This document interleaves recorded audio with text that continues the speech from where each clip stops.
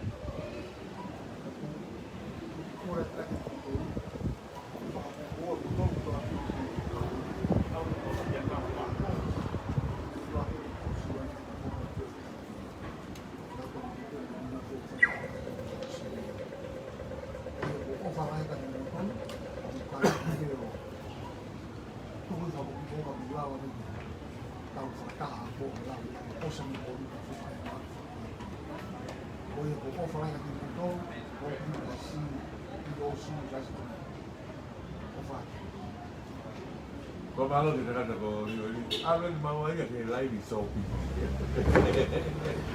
Ya, kau lah itu bagi lain kau no,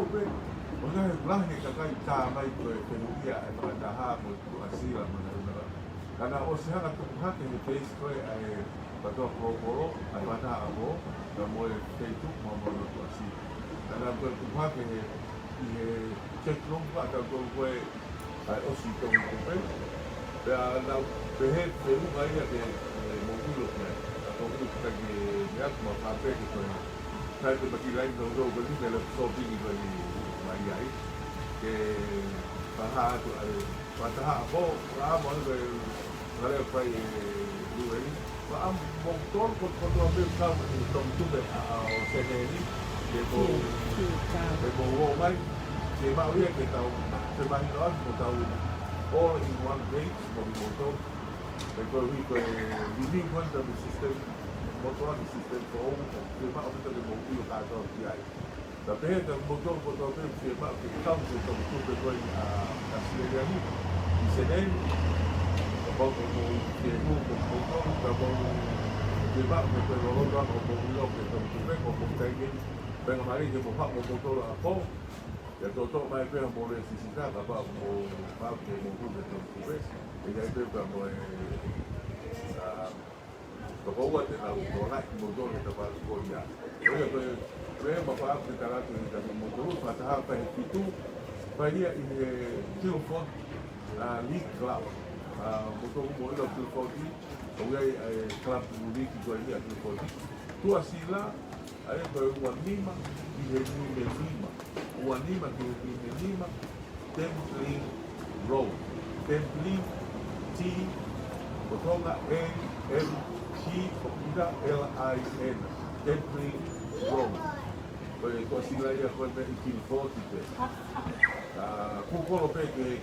tu for the club de mo la veo uno vai por assim lá aí vamos a ver que mo ia e tudo então cabatarela ao qual pe que o we all done from there. We go comprehend the talent and motor. I thought that o para ao que eu que eu ia o high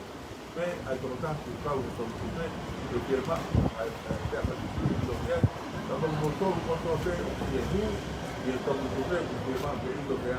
na tua então tu vê que vai que o mais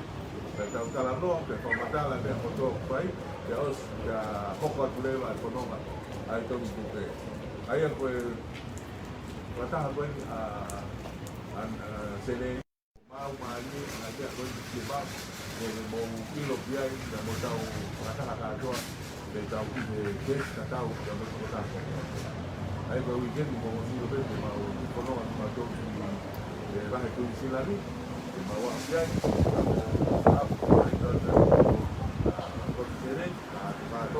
anyway, more than welcome to have the programa con il Apollo. Thank you. We have got to read people at your 40. Have a Bago sabi, matukan kayo ito pag-iwag kami, taong pagpilo kami ako. Ako lahat dyan ko to, bye for now.